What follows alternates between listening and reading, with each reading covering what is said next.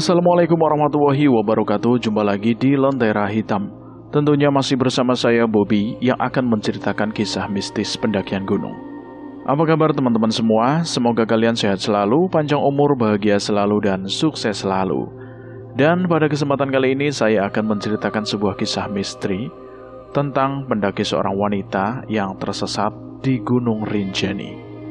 Buat teman-teman yang baru bergabung di channel ini, silahkan klik tombol subscribe dan tombol loncengnya agar kalian tidak ketinggalan cerita terbaru dari kami. Dan seperti apa kelanjutan kisah ini? Kita langsung saja menuju ke ceritanya.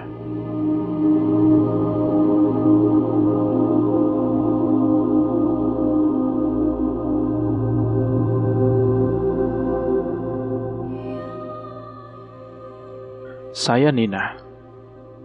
Sejenak saya berpikir dan bertanya pada diri sendiri, apa saya batalkan saja trip Rinjani ini? Tapi semua sudah siap.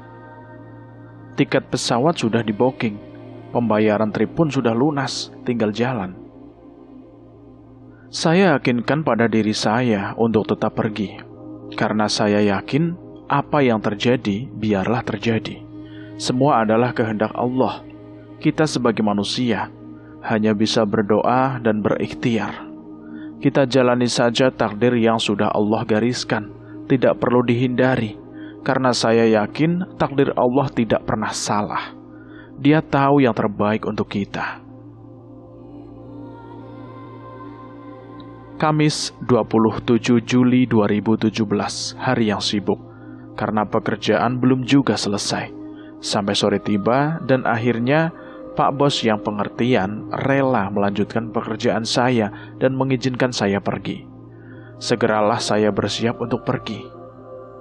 Jam 5 sore saya berangkat menuju Bandara Soekarno-Hatta dengan bus Damri yang berangkat pukul 6 dari Damri Kemayoran.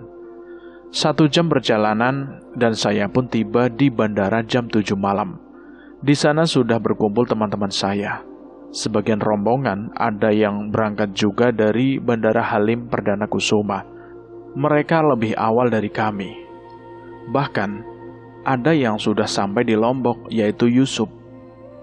Jam setengah 10 malam, saya dan teman-teman terbang menuju ke Lombok dan tiba jam setengah 12. Kami berkumpul sambil menunggu carrier kami keluar dari bagasi. Pendakian Rinjani ini diikuti oleh 25 peserta dan 3 CP atau ketua trip, yaitu MY, Arlan, dan Yusuf. Setelah semua mendapatkan karir masing-masing, kami menemui teman-teman yang sudah lebih dulu sampai. Kami berkumpul dan Arlan mengabsen semua peserta. Setelah semua lengkap, kami jalan menuju mobil jemputan yang sudah dipesan oleh MY. Kami semua diantar menuju tempat makan ayam taliwang. Setelah selesai makan, kami diantar ke rumah salah satu porter yang sudah di-booking untuk pendakian esok hari. Kami hanya beristirahat semalam. Pagi hari pun tiba. Kami disuguhi sarapan pagi dan teh hangat untuk mengisi tenaga sebelum pendakian. Setelah semuanya selesai packing ulang dan sarapan, kami diantar menuju ke tempat untuk memulai pendakian. Kami tidak memulai pendakian dari base camp, tapi dari daerah Sembalun. Dari sana kita dapat menghemat 2 jam untuk bisa sampai ke pos 1. Sebelum mulai pendakian terlebih dahulu, kami briefing, kemudian berdoa, agar perjalanan kami berjalan dengan baik dan kami dapat kembali dengan selamat. Setelah selesai doa, kami mulai perjalanan melalui jalur pendakian Sembalun. Jalur yang cukup panjang menuju pos 2, kurang lebih 4 jam. Kami dibagi menjadi 3 kelompok. Di perjalanan, tiba-tiba kaki saya merasa lemah sekali. Saya paksakan untuk terus berjalan, tapi lutut seakan tak ada tenaga. Akhirnya saya pun berhenti dengan beberapa teman, yaitu Maya, Bang Budi, dan Fadel. Saya mengolesi krim sambil dipukul-pukul, dan alhamdulillah, sudah lebih baik dan bisa berjalan kembali. Kami pun melanjutkan perjalanan. Ada beberapa orang yang memilih naik ojek menuju ke pos 2 dengan tarif 200.000 selama 1 jam. Jam setengah 2 siang, kami sampai di pos 2. Saya bersama dengan Om Farid, dengan Arlan dan Bisma beristirahat sejenak sambil makan siang. Setelah itu, kami melanjutkan perjalanan menuju pos 3 dengan waktu tempuh 1-2 jam perjalanan. Pukul 3 sore kami sampai di pos 3. Kelompok 1 dan 2 sudah sampai terlebih dahulu. Mereka sudah mendirikan tenda. Kemudian kami mendirikan tenda dan abang porter sudah mulai memasak. Tak lama makanan pun siap. Kami makan sambil menikmati sore sambil berfoto ria, sekedar duduk-duduk sambil bercanda. Dan malam pun tiba, dan kami pun beristirahat untuk melanjutkan perjalanan keesokan harinya. Tanggal 29 Juli 2017 pukul 9 pagi, kami mulai melanjutkan perjalanan. Laju semakin berat karena medan trek yang semakin menanjak, ditambah lagi dengan tanjakan yang dikenal dengan 7 bukit penyesalan. Tapi kenyataannya ada 9 undakan. Karena ada 2 anak bukit. Bukit yang panjang seakan tiada akhir. Mungkin karena panjang dan melelahkan, pada saat mendaki bukit ini, maka orang akan menyesal. Tapi alhamdulillah, saya tidak menyesal. Walaupun capek dan hampir putus asa, karena tidak sampai-sampai.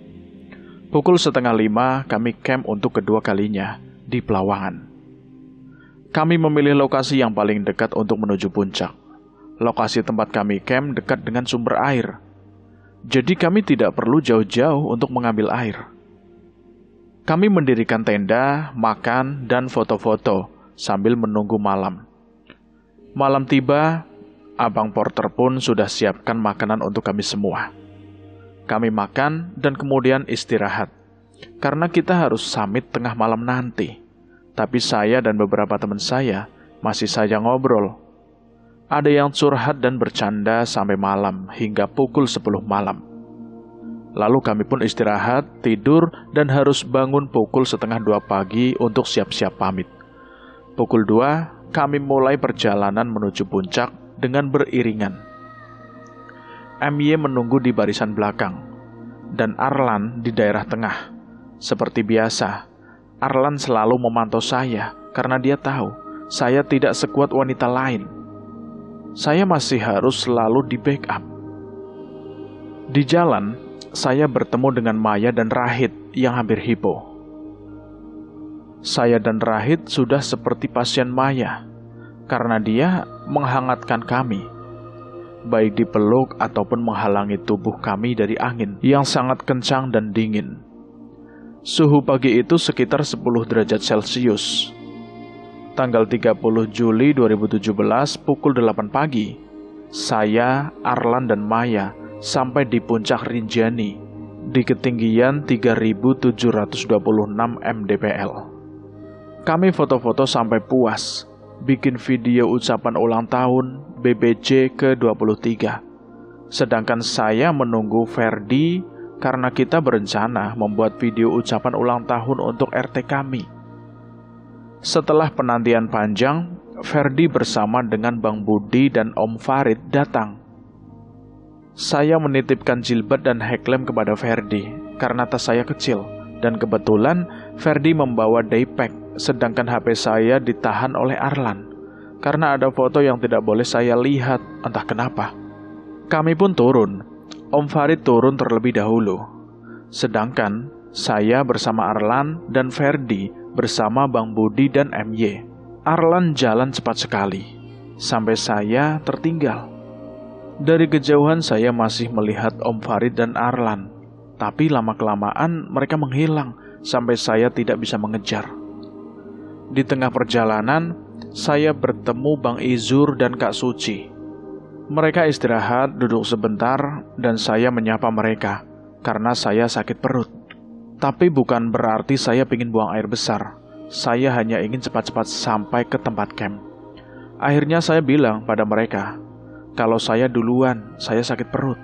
Mereka pun menjawab, iya, sok silahkan. Saya pun jalan mendahului mereka. Arlan dan Om Farid sudah tidak kelihatan, dan saya berjalan sendirian. Entah mengapa saya berbelok ke arah kanan, jalur berpasir sebelum sampai ke letter S. Melihat ke arah depan, seakan jalan buntu dan akhirnya saya turun ke jalur yang tak semestinya. Saya sempat meletakkan trekking pole dan menjongkok ketika hendak turun. Saya takut terpeleset karena melihat medan yang cukup longsor. Saya sempat bertanya-tanya dalam hati, apa ini ya jalur yang tadi pagi saya lewati? Rasanya tadi pagi tidak selongsor ini. Tapi saya tetap saja turun. Saya baru sadar kalau saya telah salah jalur ketika melihat Kak Suci dan Kak Izur lewati jalur yang berbeda. Dari atas ada seorang bapak yang berteriak dan bertanya, "Neng, mau kemana?" Saya menoleh, tapi karena jalur yang sangat longsor dan tidak memungkinkan saya untuk naik kembali, saya pun menjawab, "Saya mau ke sana," sambil menunjuk ke area camp. "Tapi lewat situ," sambil menunjuk ke bawah tebing yang terlihat seperti lapangan hijau yang luas. Bapak itu beberapa kali berteriak, dan dia sempat duduk mencoba untuk menuruni tebing. Namun tidak jadi, dan akhirnya dia kembali berdiri dan melanjutkan perjalanan. Saya terus menuruni tebing dengan pasir dan bebatuan yang sangat longsor. Beberapa kali saya terguling di atas bebatuan besar dan runcing. Bersyukur saja saya tidak terluka. Akhirnya saya melanjutkan turun dengan harapan bisa berjalan di tempat yang datar di bawah sana untuk menuju area camp. Semakin saya turun, dataran itu semakin terlihat, tapi lama sekali, tak sampai-sampai. Hingga pada akhirnya, saya sampai di ujung tebing itu, dan ternyata jalurnya terputus oleh jurang yang cukup dalam. Saya sempat berpikir, apakah saya merupakan tumbal di gunung ini? Tapi saya terus berusaha berpikir positif. Saya mencoba memanjat bibir tebing untuk berpindah ke tebing sebelahnya. Namun, batu dan pasir yang terlalu rapuh untuk berpegangan. Saya lepas kedua sepatu agar mudah untuk memanjat bibir tebing. Saya letakkan satu sepatu saya terlebih dahulu di bibir tebing itu, agar dinding tebing yang rapuh tidak longsor. Tapi sayangnya, sepatu itu memantul dan akhirnya jatuh ke jurang. Jika saya tetap nekat memanjat, maka bisa jadi saya juga akan jatuh ke jurang. Kemudian saya putuskan untuk naik sedikit ke tempat yang dinding tebingnya lebih kokoh. Beruntung, saya masih bisa berusaha merangkak naik walaupun sedikit. Saya taruh sepatu saya yang tinggal sebelah. Kemudian saya memanjat bibir tebing untuk berpindah ke tebing sebelahnya, dan saya pun berhasil. Saya turun menuju ujung tebing melewati semak-semak. Tapi semak-semak semakin tinggi dan jalur yang tidak jelas ujungnya. Akhirnya saya kembali ke naik tempat sebelumnya dan istirahat sambil berharap ada seorang yang mencari dan bisa menemukan saya. Lama sekali aku menunggu. Saya berpikir lagi, apa mungkin di sini ada orang yang lewat? Tapi sampai kapan? Cukup lama saya berpikir dan akhirnya saya memutuskan untuk naik ke tebing mencari pijakan yang tidak longsor, sambil membawa sebelah sepatu saya yang masih tersisa. Beruntungnya kaos kaki saya cukup tebal untuk bisa melindungi kaki saya dari bebatuan yang tajam. Saya terus naik melewati semak belukar yang semakin menyempit ke badan tebing. Pepohonan yang rimbun, goa, dan jurang memutus tebing. Saya terus mencoba mencari jalan, sampai akhirnya saya bisa menembus semak belukar yang sangat rimbun tersebut, dan mencoba terus memanjat sambil berpegangan pada batu-batuan. Medannya semakin longsor, dan saya berhenti, dan duduk berpijak pada dua pohon edelweiss, yang satu masih hidup, dan yang satunya lagi sudah mengering. Saya taruh sepatu saya di belakang saya, di atas batu yang tidak longsor. Saya ingin sholat duhur, namun ragu dengan waktunya. Sedangkan saya tidak punya jam. Saya mencoba terus naik, tapi tetap tidak bisa, karena jalur yang sangat longsor. Lalu saya berhenti dan meminta tolong. Selang beberapa lama saya mendengar suara Arlan memanggil nama saya. Saya pun menyaut, tapi dia tidak mendengar dan terus berjalan. Dia turun ke tempat camp. Saya pun masih bisa melihat dia dari kejauhan. Dia terus berteriak dan mondar-mandir. Saya pun masih melihatnya. Saya terus berteriak, tapi tetap saja dia tidak mendengar karena suara saya yang kecil.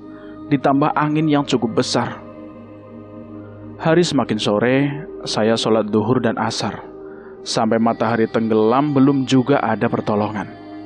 Saya sholat maghrib, setelah itu berteriak meminta tolong. Karena saya ragu dengan waktu isya, saya menunggu sampai larut malam. Dan saya pun sholat isya.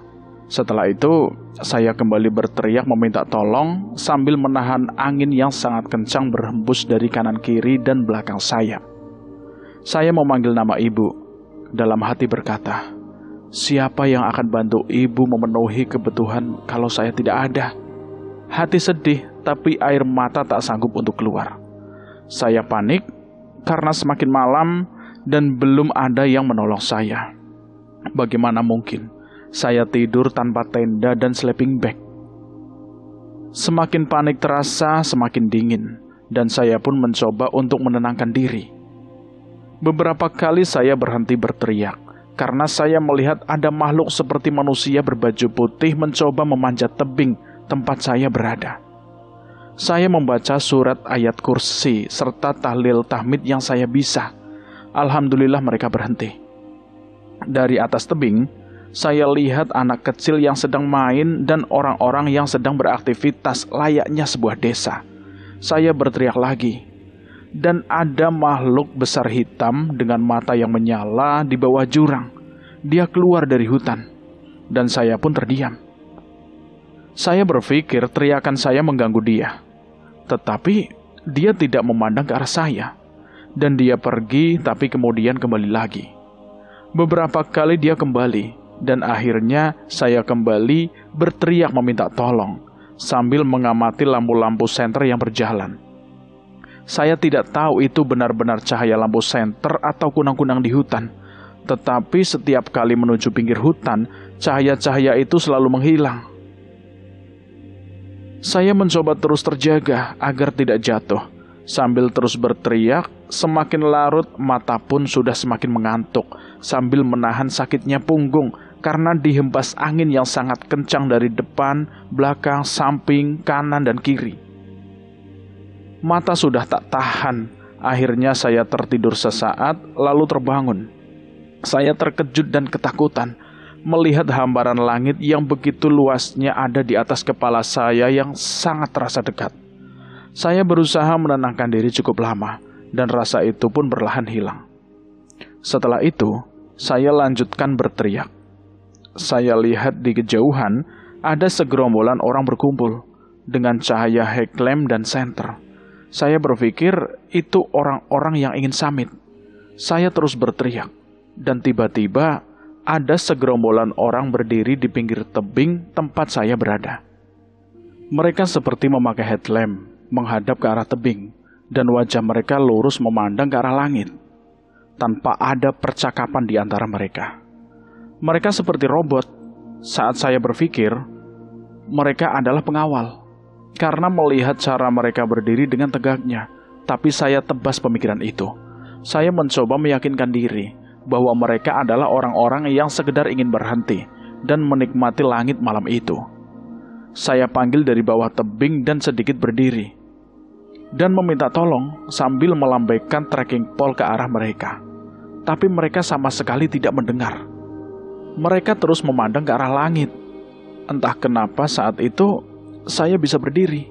Padahal sebelumnya, sedikit saja kaki bergeser, saya bisa terperosok ke dalam jurang itu. Saya bertanya-tanya dalam hati, kenapa cahaya headlamp mereka hanya menyinari diri mereka sendiri, sedangkan cahaya senter dari pendaki lain sepintas dapat terlihat. Cahaya-cahaya senter yang lewat sangat sedikit sekali, tidak sebanyak pada saat saya summit malam sebelumnya. Mereka akhirnya pergi dan saya pun kembali duduk ke posisi semula. Belakangan saya baru sadar kalau ternyata mereka yang di bawah sana, yang berpakaian putih, menjagaku agar tidak terjatuh ke bawah tebing. Saya berteriak lagi sampai subuh tiba. Karena melihat langit yang mulai terang, saya pun sholat subuh. Setelah sholat subuh, saya beberapa kali tertidur sambil berpegangan trekking pole. Alhamdulillah, saya aman dan tidak terjatuh. Matahari terbit, langit semakin terang. Beberapa kali saya mendengar suara laki-laki, wanita, dan anak-anak yang sedang berbicara. Mereka seakan hilir mudik di jalur menuju puncak. Saya terus berteriak meminta tolong. Tapi saya lihat di jalur turun ke arah Pelawangan, tidak ada seorang pun yang lewat. Dari kejauhan, MY dan Arlan sedang tidur beralaskan matras di area camp Pelawangan. Saya berteriak memanggil mereka, tapi mereka tidak mendengar. Dan saya lihat seorang bapak tua seolah menutupi mereka dengan ekspresi wajah seolah meledek saya. Dari situ saya baru sadar bahwa saya dan mereka terhalang dimensi. Mereka tidak akan bisa melihat saya, sedangkan saya bisa melihat mereka. Dari kejauhan saya melihat tenda-tenda temanku sudah tidak ada, hanya tersisa beberapa tenda. Saya lihat dua orang sedang duduk dan seperti melihat ke arahku, sambil melambaikan tangan dan trekking pole, berharap mereka dapat melihat saya. Tapi rupanya mereka tidak melihat dan mendengar saya. Saya berpikir juga, jika saya menunggu orang menolong saya, entah sampai kapan, dan belum tentu ada yang bisa mendengar suara saya. Akhirnya saya putuskan untuk turun dan mencoba berpindah tebing. Saya menuruni tebing dengan perlahan, dengan membawa sebelah sepatu saya sampai pertengahan. Saya harus berguling untuk berpindah tebing karena medan yang sangat longsor, kemudian melompat ke tebing sebelahnya. Saya lemparkan sebelah sepatu saya untuk memudahkan saya berpindah tebing, namun sepatu itu memantul dan masuk ke sela-sela tebing yang cukup dalam dan longsor. Lunas sudah sepatu saya. Mungkin ini bisa jadi penebus diri saya. Kemudian saya lemparkan trekking pole untuk memudahkanku berpindah tebing dan bersyukur tidak jatuh seperti sepatu saya. Saya berguling beberapa kali berharap bisa sampai ke tebing yang saya tuju ke arah puncak. Tapi sayang, saya sudah terlampau lelah. Akhirnya saya putuskan untuk menuruni tebing hingga ke bawah. Sampai ke ujung tebing, ternyata jurang, dan saya kembali ke atas dan mencoba berpindah tebing ke sebelahnya. Saya sempat takut saat melihat dari bilik rimbun semak dan akar. Saya pikir itu seseorang yang memantau saya. Lalu saya beranikan diri melihatnya. Dan ternyata itu hanya ranting-ranting pepohonan yang menjuntai. Saya berpindah tebing dan melewati padang pasir yang sangat panas dengan beralaskan hanya kaos kaki. Saya berharap menemukan jalur mendatar yang saya lihat dari kejauhan. Semakin ke depan, saya semakin bingung, karena jalurnya seperti terputus dan terpecah menjadi dua jalur. Saya berhenti untuk beristirahat di bawah pohon besar. Saya menumpang tidur di sana. Kerongkongan saya seperti terbakar. Saya makan madu yang saya punya untuk sekedar membantu meredakan tenggorokan. Setelah cukup beristirahat, saya mulai jalan kembali. Setelah beberapa langkah, saya menemukan pohon yang cukup tinggi dan besar. Saya tergoda untuk beristirahat kembali dan tidur. Setelah cukup istirahat, saya melanjutkan perjalanan. Saya masuk menyusuri hutan, lalu saya jalan terus turun ke bawah dengan semak-semak yang semakin tinggi. Tapi sesampainya di bawah, ternyata terputus oleh jurang. Saya akhirnya naik kembali sambil melipir ke arah sebelah kanan. Dan saya turun lagi, tapi sama seperti sebelumnya, jalur yang terputus oleh jurang. Sambil jalan naik, saya kembali meminta maaf kepada penguasa Rinjani karena sudah berbuat salah, dan saya memohon kepada Allah, semoga mau mengirimkan seseorang yang dapat menolong saya. Kembali lagi, saya naik dengan nafas yang semakin berat, dan beberapa kali saya tersungkur karena terlalu lelah. Lalu, saya melihat beberapa orang berpakaian putih-putih dengan memakai udeng-udengan putih. Saya pikir mereka ingin beribadah seperti orang Bali. Saya berusaha menghampiri mereka, tapi sudah tidak sanggup karena posisi mereka di atas sekali, sedangkan saya sudah terlampau lelah. Saya berhenti, tapi orang-orang itu menghilang. Saya jalan kembali dan mereka ada kembali. Saya memanggil mereka, tapi tidak ada yang menoleh. Saya lanjutkan berjalan, tapi mereka menghilang lagi. Karena saya merasa sudah tidak sanggup lagi naik, lalu saya memutuskan untuk jalan menuruni hutan. Hari semakin sore. Kemudian saya berhenti sejenak untuk sholat duhur dan asar. Saya jamak karena saya ragu dengan waktu duhur. Sejenak saya menyegarkan tenggorokan yang terlampau kering dan menambah sedikit tenaga dengan saset madu dan vitamin C. Setelah selesai sholat, saya melanjutkan perjalanan karena saya bingung dengan jalurnya yang selalu terputus. Saya berhenti sejenak untuk menghitung pohon sebagai patokan saya untuk berjalan, dan saya lanjutkan perjalanan tapi tetap saja bingung. Akhirnya saya pasrahkan saja dan terus berjalan menuruni hutan. Alhamdulillah, jalur tidak terputus lagi. Di sini saya benar-benar menikmati indahnya hutan. Ada tumpukan jerami dan tidak ada sampah. Benar-benar asri. Setelah berjalan cukup lama, saya berhenti dan ingin beristirahat. Namun ada salah satu pohon yang berbunyi seperti kendongan. Padahal saya lihat tidak ada ranting yang menjuntai. Saya berpikir, mungkin saya tidak diizinkan untuk beristirahat di bawah pohon itu. Akhirnya saya menyeberang dan berbaring di bawah pohon yang cukup rindang. Saya tertidur dan di saat itu ada suara dua orang wanita sedang berbincang tentang saya. Mereka mengatakan seperti ini. Dia masih hidup atau tidak ya? Wanita yang satu mengatakan, masih. Mungkin karena melihat saya masih bernafas. Saya ingin bertanya pada mereka untuk menunjukkan jalan. Tapi ketika saya membuka mata, mereka tidak ada dan sepi. Saya sungguh kecewa. Orang yang diharapkan bisa ditanya ternyata tidak ada. Saya melanjutkan perjalanan dan beberapa kali mendengar ada suara orang berbicara. Tapi ketika saya menoleh dengan harapan bisa bertanya pada mereka, mereka tiba-tiba tidak ada. Saya lanjutkan berjalan dengan sekali istirahat dan bersandar pada batang pohon yang terbakar. Hitamnya jaket sudah tidak saya hiraukan. Yang terpenting, saya bisa istirahat dan tidur sejenak untuk memulihkan tenaga dan pikiran. Di situ saya bertemu dengan seekor burung kecil. Tapi sayangnya, saya tidak bisa melihat kemana burung itu terbang. Dan saya pun kembali berjalan dengan pilihan jalur yang sungguh membingungkan. Saya jalan terus dan menuruni bukit dengan rumput yang tidak terlalu rimbun dan pohon pinus yang semakin sedikit ranting dan daunnya. Sore pun tiba. Saya melihat ada dua orang dan anak kecil dari kejauhan mereka berjalan. Saya ingin menghampiri mereka, tapi tidak sampai-sampai, dan mereka pun tidak terlihat lagi. Hari sudah semakin gelap. Saya sudah tidak bisa melihat jalan.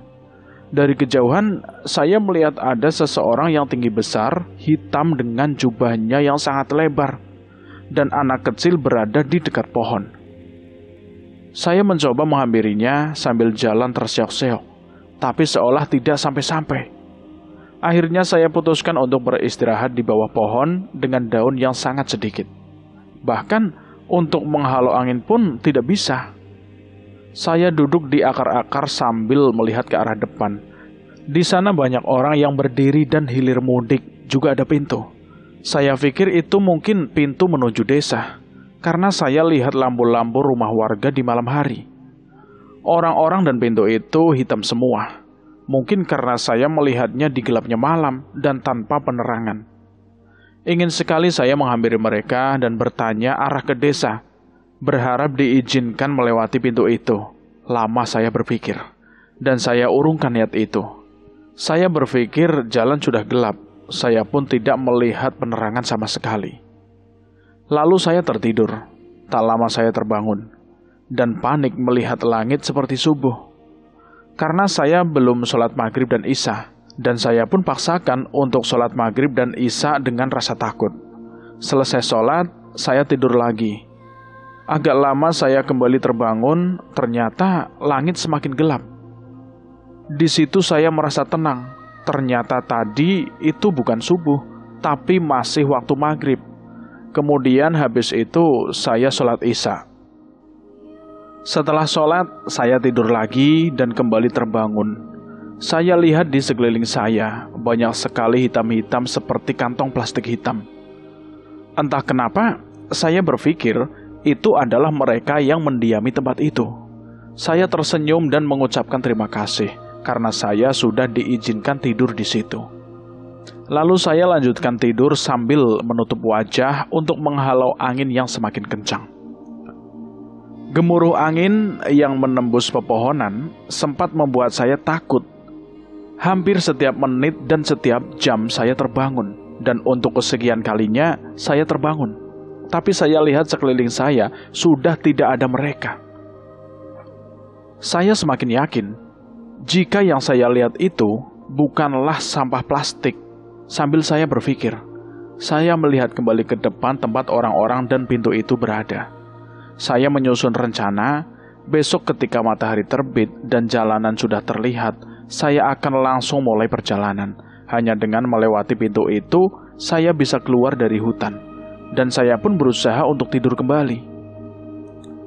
Subuh pun tiba, dan saya menunaikan sholat subuh. Setelah selesai, saya menunggu sampai matahari terbit dan jalanan bisa terlihat. Setelah terang, saya mulai berjalan menuruni jalur, dan ternyata pintu yang saya lihat tadi malam tidak ada. Yang ada hanyalah jurang. Saya kembali naik kembali ke tempat semula dan pindah kembali ke jalur sebelah kanan. Saya jalan terus mengikuti jalur yang alhamdulillah tidak terputus lagi oleh jurang. Dari kejauhan, saya melihat kolam berisi air. Saya membayangkan, jika saya sampai di sana nanti, saya akan meminta air dan menumpang membersihkan diri agar bisa segera kembali ke teman-teman dan bisa keliling Lombok selama 1 hari. Lalu saya pun terus berjalan sambil melewati ilalang yang sangat tinggi. Saya masuk ke semak-semak yang tajam hingga melukai wajah saya. Saya terus menelusuri jalur dan akhirnya saya melihat 3 ekor sapi yang sedang mencari makan. Saya terdiam karena takut. Mereka mendekat dan mengamuk. Saya langsung berpikir, jika ada sapi, artinya desa sudah semakin dekat. Karena saya yakin, sapi-sapi itu adalah milik warga yang mencari makan di hutan. Tapi tidak ada air sedikit pun. Mereka menjilati batu-batuan di sungai kering itu. Dari kejauhan saya melihat mereka. Tak lama kemudian, salah satu sapi tersebut melihat ke arah saya. Seolah dia memberitahu kepada temannya. Akhirnya mereka lari dengan kencang menyeberangi sungai yang kering. Saya ingin mengikuti mereka, namun apa daya, saya tidak mampu untuk mengejar mereka. Saya pun menyeberangi sungai kering itu dan mencoba memilih jalur yang sungguh membingungkan. Saya memberanikan diri untuk terus berjalan dengan segala kemungkinan tersesat. Karena jalur kali ini tidak lagi terputus oleh jurang, akan tetapi semak-semak yang luas. Saya hanya bisa mengikuti kaki yang terus melangkah tanpa henti. Saya hanya berharap dapat keluar dari hutan menuju jalan yang tidak ada lagi pohon-pohon. Saya terus berjualan dan menemukan jejak sapi-sapi itu. Saya semakin yakin kalau saya sudah dekat dengan desa. Saya terus menyusuri semak belukar beberapa kali, menemukan kotoran sapi, tapi tidak sekalipun kotoran itu terinjak. Saya berpikir, betapa sapi-sapi itu jauh lebih beradab dari manusia yang tidak memelihara etikanya di gunung dengan buang air besar sembarangan. Saya terus berjalan dan lagi-lagi jalurnya terputus dengan semak-semak yang semakin tinggi dan jalur yang cukup curam. Saya mencoba berpindah tebing dengan melompati selokan yang ditumbuhi rumput yang tinggi juga cukup dalam. Tapi sayangnya, saya terperosok. Tapi saya terus berusaha memanjat naik dengan berpegangan dengan rerumputan yang tumbuh di selokan itu. Alhamdulillah, saya berhasil dan bisa naik ke tebing yang saya tuju. Saya terus berjalan di rerumputan yang sangat tinggi. Siang itu sangat terik. Saya tidak sanggup menahan panasnya matahari. Saya berusaha mendinginkan wajah dengan rerumputan yang tumbuh. Berulang kali saya kembali ke jalur sebelumnya. Jalan saya seolah diputar-putar. Beberapa kali saya tersungkur karena tubuh yang semakin lemah dan lelah. Hari pun semakin sore, saya tetap melanjutkan perjalanan dengan harapan bisa sampai di desa sebelum matahari terbenam. Saya ingin pulang bersama teman-teman saya ke Jakarta, karena jadwal pesawat saya malam. Jadi jika sore bisa sampai di desa, saya masih bisa mengejar jadwal pesawat. Hingga maghrib tiba, saya masih terus berjalan. Tapi sayangnya, jalan saya terputus dan saya tidak tahu arah lagi. Saya berjalan kembali, akan tetapi saya kembali ke tempat sebelumnya. Hari sudah mulai gelap, saya pun sudah hilang arah. Tidak ada tempat berteduh, yang ada hanya rerumputan yang lebat. Saya putuskan untuk tidur di semak-semak rerumputan dengan beratapkan langit. Saya tidur dengan terus memegang trekking pole dan tas yang terus melekat pada saya. Seperti malam sebelumnya, saya tidur dan terus terbangun. Angin berhembus sangat kencang, hanya rerumputan di sekeliling saya yang mampu menghalau kencangnya angin. Berulang kali saya terbangun, namun tidak berani membuka mata, karena ada rasa takut yang mendera. Pada suatu waktu saya mendengar ada yang berbicara di atas tempat saya tidur. "Itu loh, yang suka bawa-bawa tas." Seolah dia memberitahukan yang lain siapa saya. Saya memberanikan diri untuk membuka mata. Akan tetapi, ketika saya membuka mata, tidak ada seorang pun di sekeliling saya. Tapi saat itu, pikiran saya malah menjadi tenang. Berarti saya tidak sendiri dan ada yang mengenali saya. Saya lanjutkan tidur dan menunggu pagi tiba. Pagi pun tiba, langit sudah mulai terang dengan angin yang semakin kencang. Saya mencoba berdiri, namun kaki saya benar-benar lemes, ditambah dengan angin yang sangat kencang hingga sulit untuk saya berdiri. Saya terus berusaha melawan angin dan terus berusaha berdiri tegak. Setelah sudah cukup kuat, saya berjalan kembali. Setelah beberapa langkah, saya melihat ada jalur yang sangat kecil dan terkadang tertutup semak. Saya terus berjalan sambil menyibak-nyibakkan rerumputan dengan trekking pole.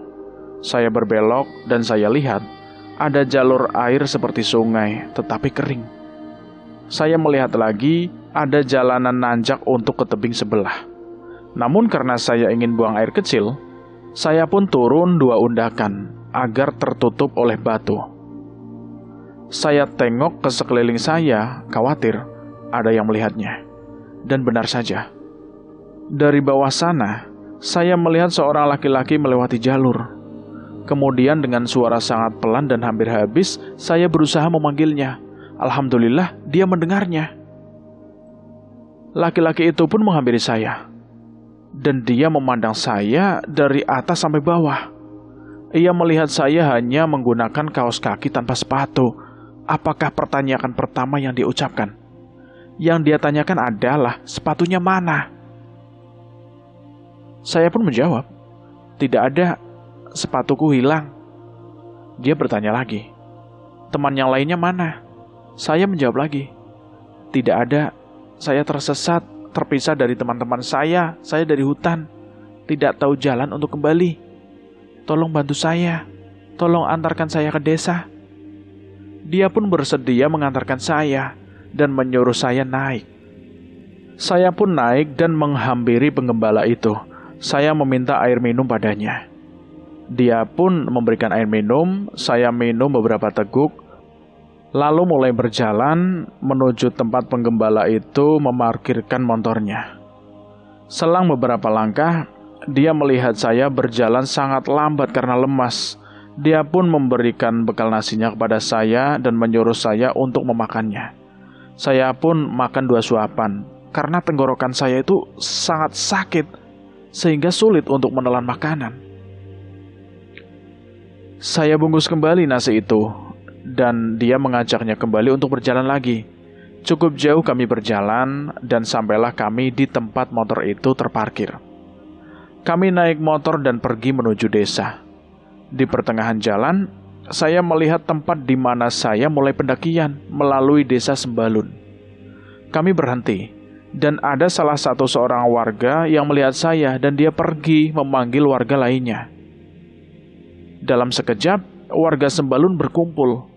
saya pun diberi minum teh manis hangat. Lalu kemudian saya dibawa ke dalam rumah salah satu warga di sana, diberi minum dan makanan. Semua orang berkumpul. Bapak-bapak petugas dari kepolisian juga ikut hadir. Ada salah seorang warga yang menelpon teman saya di Jakarta, memberitahukan bahwa saya sudah ditemukan, dan saya diberi kesempatan untuk berbicara dengannya. Tapi saya tidak tahu siapa yang dia telepon. Setelah itu, saya dipersilahkan untuk membersihkan diri. Setelah selesai, saya dibawa ke puskesmas dengan didampingi salah seorang teman yang baru datang dari Jakarta. Dia akan mendaki Rinjani, itu Rizky, dan bapak-bapak polisi setempat. Saya diinfus agar cepat pulih. Setelah diinfus, tubuh saya kejang-kejang. Mungkin karena tubuh saya belum stabil ketika infus mengalir masuk. Salah seorang ibu memberi saya selimut yang lebih tebal. Bang Budi, salah seorang teman saya ketika mendaki, menghampiri saya dan menemani saya selama dirawat. MY pun datang dan duduk di samping saya tidur. Dia menangis terseduh-seduh dengan suara seperti wanita. Karena saya penasaran siapa yang menangis, saya pun menoleh. Saya langsung tersenyum sambil berkata, "Kirain anak gadis, siapa yang nangis?" Lalu dia pergi. Entah karena tidak kuat menahan tangis atau karena kesal mendengar kata-kata saya.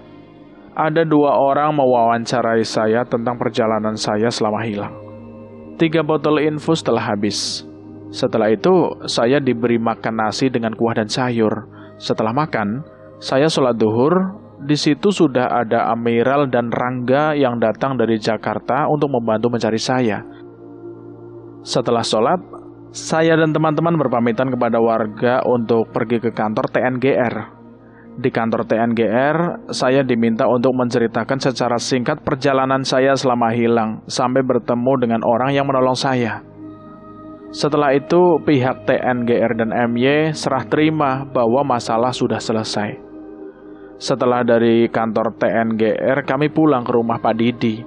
Dia adalah orang yang kami sewa mobilnya selama di Lombok, dan kami pun makan malam di jalan sebelum sampai di rumah Pak Didi.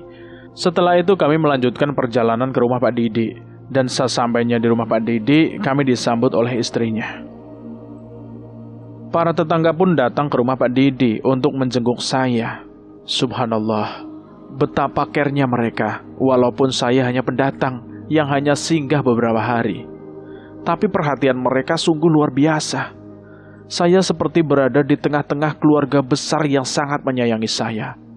Hari semakin malam, satu persatu tetangga pun pulang, dan saya dipersilahkan untuk tidur. Saya masuk ke kamar dan tidur bersama dengan Maya. Di-extend dengan Bang Budi dan Om Farid. Belum sampai terlelap, saya sudah dibayang-bayangi oleh banyak bangkai binatang. Karena saya takut dan merasa tidak nyaman, akhirnya saya bangun dan pergi keluar. Kebetulan orang tua tadi Pak Didi datang, dan kami pun mengobrol di teras. Setelah beberapa lama, malam semakin larut dan angin berhembus sangat kencang. Saya ketakutan, dan malam itu terasa mencekam. Pak Didi menyuruh saya untuk tidur kembali di dalam kamar, tapi saya menolak. "Saya tidak mau tidur di dalam kamar, Pak." "Kenapa emangnya?" kata Pak Didi. "Saya takut, Pak. Saya lihat banyak bangkai. Saya tidur di depan saja ya, Pak, dengan Amiral, MY, dan Rangga." Pak Didi pun mengizinkan. Kami pun semua tidur, dan saya tidur di antara Amiral dan MY. Selama tidur, seringkali saya terbangun dan ketakutan. MY dan Amiral bergantian memeluk saya sambil membacakan tahlil tahmid, dan sesekali ada suara tokek. Saya merasa malam itu benar-benar mencekam. Jumat 4 Agustus 2017, pagi pun tiba. Kami sholat subuh, kemudian mandi. Setelah itu, kami disuruh untuk sarapan. Setelah sarapan, kami ngobrol-ngobrol di teras. MY dan Amiral menceritakan apa yang terjadi semalam ketika kami tidur. Dan istri dari Pak Didi mengatakan, ada bapak tetua di situ yang membantu. Dia pun memanggil bapak tetua tersebut ke rumah dan meminta tolong untuk membersihkan diri saya. Bapak tetua meminta kembang dan air untuk memandikan saya. Saya pun dimandikan dengan air kembang. Setelah itu, diberikan minyak wangi pada kuku, jempol, tangan, dan kaki saya. Pukul 9 pagi, kami pergi untuk berjalan-jalan untuk melepas penat. Kami pergi ke desa Sade. Di sana kami bertemu dengan Bang Bedillah dan Kak Emi. Mereka akan mengadakan trip Lombok besok pagi. Kemudian kami pergi ke Tanjungan dan dilanjutkan ke Bukit Merese. Sore pun tiba, kami semua pergi ke bandara untuk kembali ke Jakarta. Sesekali saya tertidur di mobil dan kejang lalu terbangun. Amiral pun melihat saya dengan heran. Dia takut terjadi sesuatu pada saya. Sesampainya di Bandara Lombok, kami berpisah dengan Kak Emi dan Bang Bedillah. Saya bertemu seorang ibu yang mengenali saya, dan kami saling tegur sapa. Dengan rasa bingung, saya bersalaman dan cium tangan dengan ibu-ibu itu. Kami pun masuk ke dalam bandara dan menunggu cukup lama, karena pesawat yang kami tumpangi delay. Setelah 3 jam menunggu, pesawat kami pun datang. Kami pun naik menempati bangku masing-masing. Saya duduk berseberangan dengan MY. Saya tertidur selama penerbangan. Saya tidur dengan gelisah karena wajah dan bibir saya sakit. Dan MY ternyata memperhatikan saya ketika saya tidur.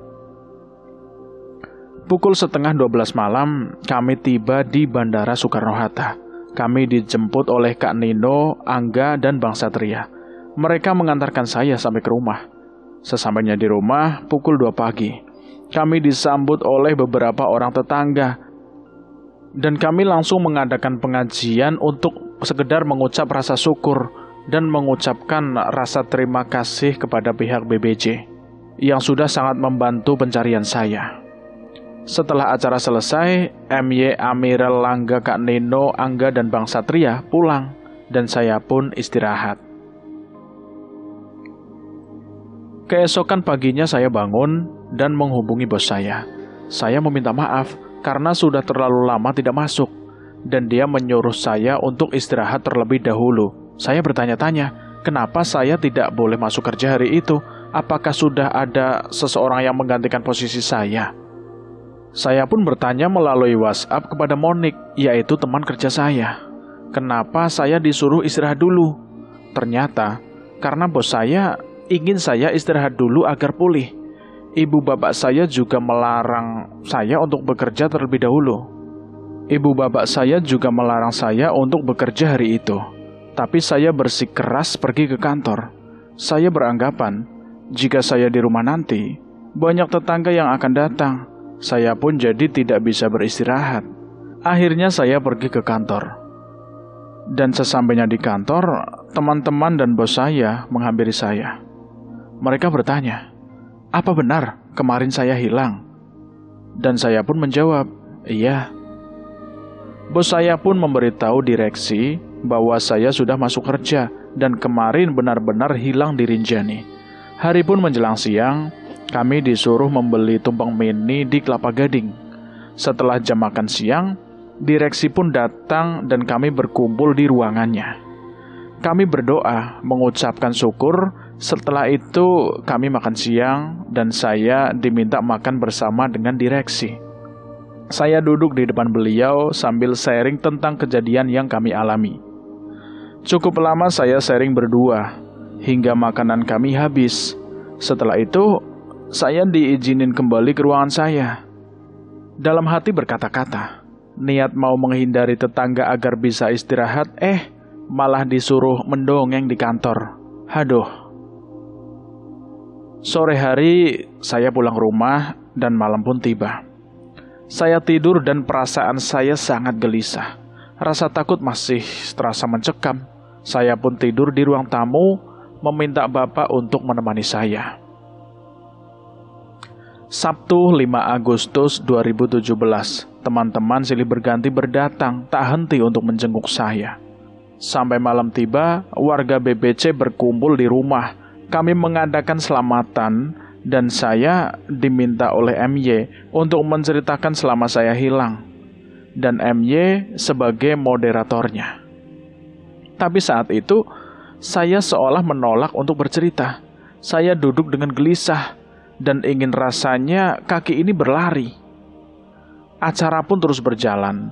MY meminta saya memeluk ibu dan meminta maaf kepada ibu bapak karena membuat mereka cemas. Hingga akhirnya acara selesai, kami semua makan-makan. Hari terus berganti, rasa takut saya belum juga hilang. Ketika malam datang dan menjelang tidur, rasa takut itu pun selalu datang dan terasa sangat mencekam. Beberapa hari setelah pulang saya dari Lombok, saya melihat tubuh seekor ular putih yang cukup besar, cukup lama. Kemudian dia pun menghilang. Hingga 3 bulan kemudian, barulah rasa takut itu menghilang. Dan kehidupan saya pun kembali normal, tanpa rasa takut apapun. Setelah 6 bulan berlalu, dia kembali menjenguk saya akan tidur. Dia datang dalam sesosok wanita yang sangat cantik dengan berpakaian putih. Sekali saya melihat samar-samar dan saya mencoba melihatnya kembali dan semakin jelas. Setelah itu, dia menghilang. Setelah 1 tahun berlalu, dari peristiwa hilangnya di Gunung Rinjani, kehidupan saya pun benar-benar normal, tidak ada gangguan apapun. Begitulah kisahnya.